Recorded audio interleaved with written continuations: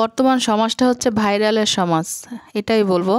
যে যেখান থেকে পারতেছে সে তাকে ভাইরাল করে দিচ্ছে। আর এটার জন্য সবচেয়ে দায়ী মনে করি হচ্ছে মিডিয়া, মোবাইল, ইউটিউব, ফেসবুক। আসসালামু আলাইকুম এইচডি ফ্যামিলি, সবাই কেমন আছেন?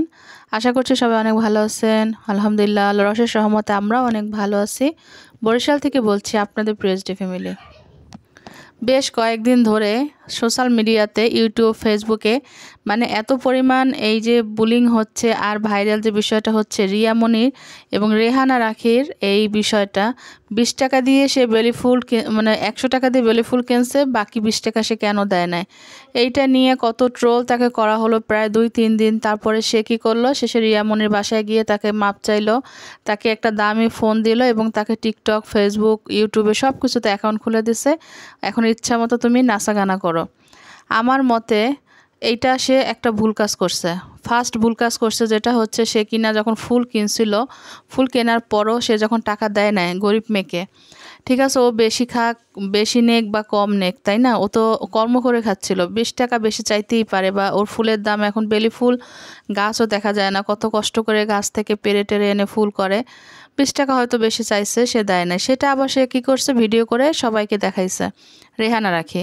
এটা হচ্ছে তার ফার্স্ট ভুল। সেকেন্ড ভুল হচ্ছে গিয়ে আমাদের কিছু কিছু ইউটিউবাররা আছে, তারা আবার সেই রিয়া মনির কাছে গিয়ে সত্যতা যাচাই করছে, কেন দেয় নাই। কেউ কেউ 1000 টাকা দিছে, 5000 টাকা দিছে, যে যার মতো করে ভিডিও করে ভাইরাল হয়েছে। এখন এই অবস্থা, সেই পরিস্থিতি যখন দেখছে খারাপ, রেহানা নাকি কী করছে, 3-4 দিন পরে সে রিয়া মনির বাসায় গিয়ে তার কাছে ক্ষমা চাইলো, তাকে এটা দিল ওটা দিল। কিন্তু আপনাদের কাছে কি মনে হয়, এই রেহানা রাখি কাজটা যে করছে, ব্রাইডাল শ্যুট করতেছে, একদম প্রথম মেয়েটার চ্যানেলের যে ভিডিওটা ছিল সেটাই ছিল একটা গানের, শাকিব খানের। তো এইগুলা কি সব ঠিক? গায়ে তো ওড়নাও ছিল না। একটা উঠতি বয়সী মেয়ে, যার বয়স কিনা এখন 12 বছর, তাই না, 12 বছরের একটা মেয়ে, সে এখন তার অনেক সামনে সমস্যা হতেই পারে, এখন যে যুগ চলতেছে, তাকে একটা স্কুলে ভর্তি করে দিতে পারতো বা তার একটা কর্মসংস্থানের ব্যবস্থা করে দিতে পারতো, যেহেতু মেয়েটা ফুল বিক্রি করে, সুতরাং এই নিয়ে তার জ্ঞান আছে। একটা ছোটোখাটো একটা টিনের স্টল সে কিন্তু কিনে দিতে পারতো ভাড়া নিয়ে, মানে রেহানা রাখি কিন্তু শেয়ারও করে দিতে পারতো বিষয়টা, যে তুমি প্রতিদিন হাঁটাহাঁটি না করে এই দোকানটায় বসে তুমি সেল করবা, শুধু ফুল না, ফুল ছাড়াও আরও অন্যান্য জিনিসও তুমি এখানে বসে সেল করতে পারবা, পাশাপাশি পড়াশোনাটা করবা। এই কাজটা কিন্তু রেহানা রাখি করতে পারতো। তো আমরা এই থেকে কি শিক্ষা পেলাম, যেখানে ইউরোপের মতো দেশে বা আমেরিকাতে একেবারে শিশুকাল থেকে 18 বছরের মধ্যে কিন্তু কোনো মোবাইল ইউজ করা যায় না সেখানকার বাচ্চাদের। তো আমাদের বাংলাদেশে এটার কি কোনো আইন নাই? কিসের জন্য মেয়েটাকে একটা মোবাইল দিল এবং তাকে ফেসবুকে, তাকে টিকটকে একদম ভাইরাল করে দিয়ে, যে তুমি এখন এখান থেকে ইনকাম করো লাখ লাখ টাকা। এটাই বলবো শিক্ষা। রেহানা রাখি ঠিক যেরকম, তার শিক্ষাটাও ঠিক সেরকম। এজন্যই বলে যে একটা ভালো মা দাও, আমি একটা ভালো জাতি উপহার দেব। তো আমরা এখান থেকে কি শিক্ষা পেলাম, বাচ্চাদেরকে আমরা কি দিব? একটা 12 বছরের মেয়েকে মোবাইল গিফট করলো, ফেসবুক এবং টিকটকে, ইউটিউবে একটা অ্যাকাউন্ট খুলে দিল।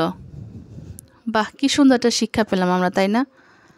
মেয়েটা তো আগেই ভালো ছিল, আমি মনে করি আগে যখন সে ফুল বিক্রি করতো সেটাই তার জন্য ভালো ছিল, কারণ সে কর্ম করে খেত। আর এখন নাচা গানা করে খাবে, মিথ্যার আশ্রয় নেবে, ভাইরাল এটা সেটা করে সব যুবকদের, ছেলেদের মাথা নষ্ট করবে।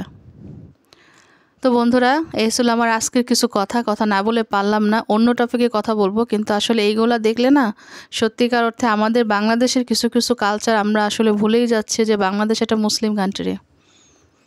বাচ্চাকে পড়াশোনা করাচ্ছি আর হামিম ঘুমাচ্ছে, ও মাঝে মাঝে ইদানিং একটু দেরি করেই ওঠে।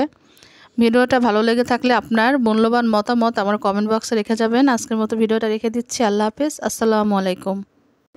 FOUR 4 5 FAIVE 5 6 SIX 6 7